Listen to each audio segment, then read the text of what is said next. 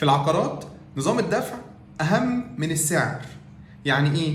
يعني لو قلت لك شقه بمليون جنيه كاش ولا نفس الشقه ب 2 مليون جنيه تقسيط على 10 سنين، مين فيهم تبقى احسن ومين فيهم تبقى ارخص؟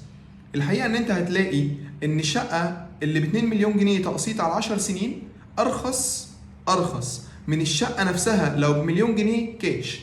طيب ليه بقى؟ ايه السبب؟ هقول لك على 4 اسباب. السبب الاول علشان الامكانيه. يعني ايه الامكانيه؟ يعني انت اصلا تقدر تشتري الشقه لو هي بمقدم مثلا 50,000 وهتقسط الباقي على 10 سنين، هيبقى عندك كل شهر مبلغ او كل 3 شهور قسط اللي هو مبلغ معين تقدر ان انت تدفعه. انما لو قلت لك النهارده المليون جنيه كاش كلهم وانت مش معاك المليون جنيه، فيبقى انت مش هتقدر تدخل في الموضوع اصلا، وبالتالي فانت هنا علشان الامكانيه اصلا، بالتالي تقدر ان انت لو حاجه تقسيط تشتريها، انما لو حاجه كاش ما تقدرش تشتريها. فهنا الامكانيه. فشبه بالظبط الموضوع ان انت لو حجر كبير قوي عايز تشيله وانت مش قادر تشيله، ولا جيت الحجر الكبير ده قسمته لمثلا 100 قطعه صغيره تقدر تشيل كل قطعه لوحدها. ممكن لما تيجي تشيل ال 100 قطعه دول ياخدوا منك وقت اكتر شويه، بس في الاخر هتبقى قدرت تنجز المهمه، غير لما تكون انت الحجر الكبير مش قادر تشيله. فاول سبب هو الامكانيه. السبب الثاني عشان الوقت. يعني ايه بقى الوقت؟ اولا قيمه العمله بتنخفض مع الوقت، يعني قيمه الجنيه غالبا بتنزل مع الوقت، وسعر العقارات واسعار العقارات وقيمه العقارات بتزيد مع الوقت. فانت لما تشتري النهارده بالتقسيط تدفع مقدم وتقسط بعد كده على مهلك، فانت هنا كسبت عنصر الوقت، ان انت اشتريت بسعر النهارده وكسبت بسعر بكره. فدي حاجه بتكون كويسه جدا. حاجه بالظبط شبه ان انت كمان لما بتيجي بدل ما تستنى لما الاسعار تزيد عشان تقول مثلا انا هحوش المليون جنيه المقدم او المليون جنيه اللي هم سعر الشقه كاش دول، ممكن تاخد وقت كبير جدا يعني ما تحوش او ما تقدرش ان انت تدخر الفلوس دي، وبالتالي فانت لا، انت مجرد ما انت معاك المقدم تقدر تدخل في الموضوع على طول، عشان الاقساط بتكون ارقام صغيره مقارنه بالمبلغ الواحد او المبلغ الحته الواحده الكبير. وبالتالي فهو النقطه الثانيه هي نقطه الوقت، عنصر الوقت. ما تنساش ان العقارات بسعرها بيزيد جدا مع الوقت، وقيمه الجنيه او العملات بتنزل مع الوقت. النقطه الثالثه او الميزه الثالثه عشان التوسع. يعني ايه التوسع؟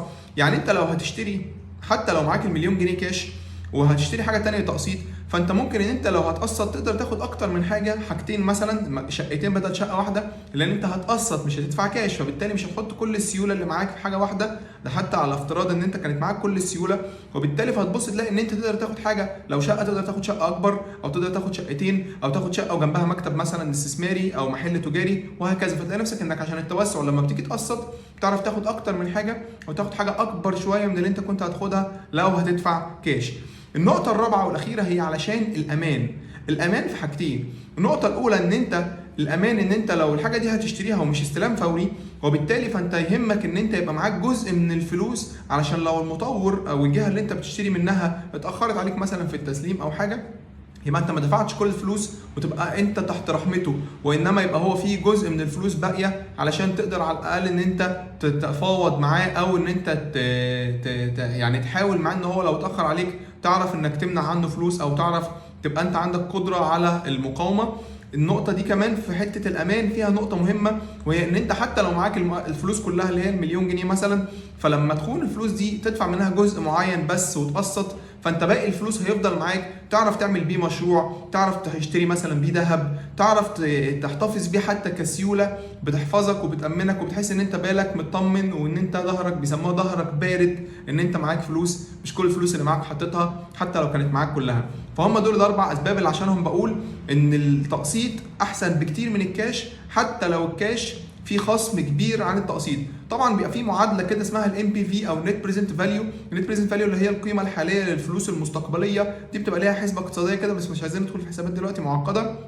بس في الاخر اللي انا عايز اوصل معاك ليه ان هو التقسيط حتى لو غالي احسن كتير من الكاش حتى لو رخيص. تعال نقول الاسباب بسرعه تاني مره تانيه. السبب الاول عشان الامكانيات، تقدر تاخد الحاجه النهارده. الحاجه الثانيه عشان الوقت. الحاجه الثالثه عشان التوسع. الحاجه الرابعه علشان الامان. اشكركم، اشوفكم فيديو جديد، والسلام عليكم ورحمه الله وبركاته.